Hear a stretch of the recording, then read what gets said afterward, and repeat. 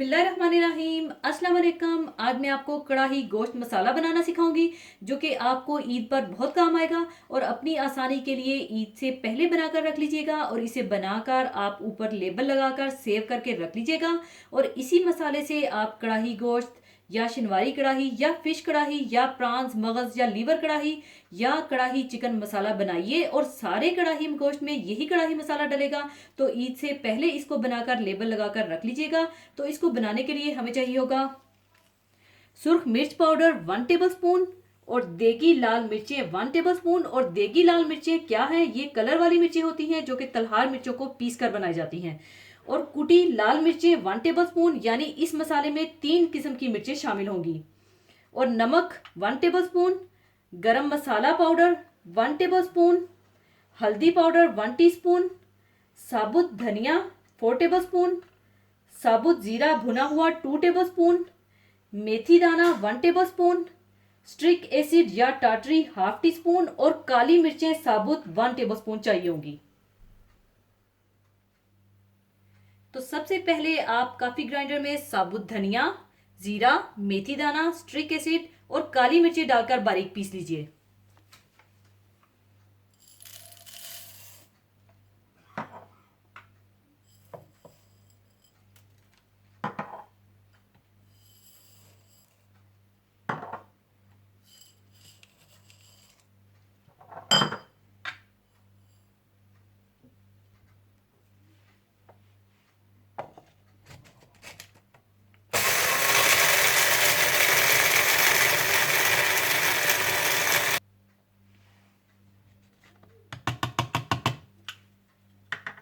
मसाला पीसने के बाद आप इसे छलनी में छान लीजिएगा और अगर छलनी में मोटा मोटा मसाला रह जाए तो इसे दोबारा से पीस लीजिएगा।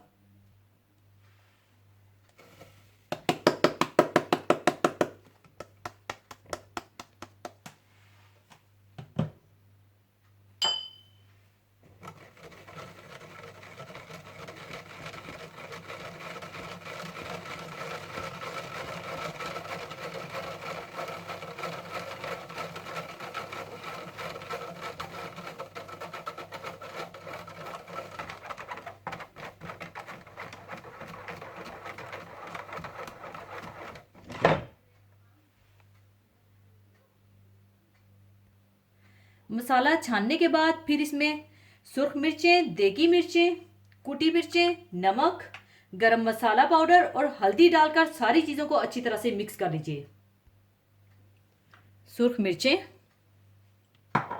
देगी लाल मिर्चें,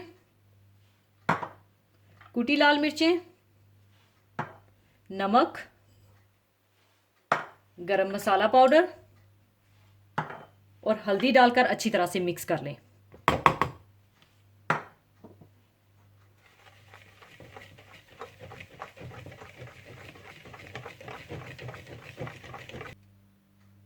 और ये हमारा तैयार हो जाता है कढ़ाई मसाला। और जब भी आपने किसी किस्म का कढ़ाई गोश्त बनाना हो तो 1 किलो गोश्त के हिसाब से आप 2 टेबल स्पून गोश्त में डाल लीजिएगा।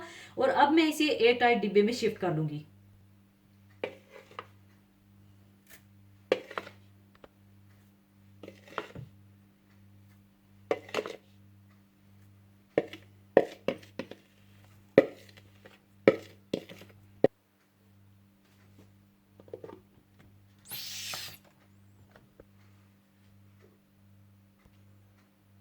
लीजिए, कढ़ाई गोश्त मसाला तैयार है। इसे आप एयर टाइट डिब्बे पर लेबल लगाकर सेव करके रख लीजिएगा। तो जरूर बनाइएगा। और जाने से पहले एक हदीसे पाक शेयर करना चाहूंगी। हदीसे पाक इस तरह से है। उम्मुल मोमिनीन हजरत आयशा सद्दीका रजी अल्लाह ताला अन्हा से रवायत है कि रसूलुल्लाह सल्लल्लाहु अलैहि वसल्लम ने इरशाद फरमाया कि ऐसा कोई दिन नहीं है जिसमें अल्लाह ताला बंदा को अरफा से ज़्यादा आग से आज़ाद करता हो। यानी इस अरफा के दिन अरफात में अल्लाह ताला साल के तमाम दिनों के मुकाबला में सबसे बड़े और वसी पैमाने पर गुनाहगार बंदों की मगफिरत और जहन्नुम से आज़ादी का परवाना अता फरमाता है। और बिलाशुबा इस दिन अपनी रहमतों मगफिरत के साथ बंदों के करीब होता है। फिर फरिश्तों के सामने हज करने वालों पर फख्र करता है और फरमाता है कि ये लोग क्या चाहते हैं, ये जो कुछ भी चाहते हैं मैं इन्हें दूंगा। अरफा एक मखसूस जगह का नाम है और अरफात इसकी जमा है। ये मक्का मुकरमा से तकरीबन 25 किलोमीटर और मिना से तकरीबन 6 मील के फासले पर है। ये एक वसी और अरीज मैदान है जो अपने 3 अतराफ से पहाड़ों से घिरा हुआ है और नवी जिलहज को भी अरफा कहते हैं। योम अरफा यानी मैदान अरफात में नवी जिलहज की दोपहर से 10वीं जिलहज की सुबह सादक तक कुछ देर का क़याम हज का रुकने आज़म है, जिसके बगैर हज नहीं होता। ये अजीम इज्तिमा जो अल्लाह ताला के हुजूर बंदों की हाजिरी का मंजर पेश कर रहा होता है, अल्लाह ताला को बेहद महबूब है और अल्लाह ताला अपनी पसंदीदगी का इजहार फरिश्तों के दरमियान इन अल्फाज में करता है कि ये मेरे बंदे किस मकसद से यहाँ जमा हुए हैं। ये यकीनन मेरी रहमत और मगफिरत की तलब और मेरे हुक्म की तामील का जज्बा ही है जो इन्हें यहाँ खींच कर लाया है।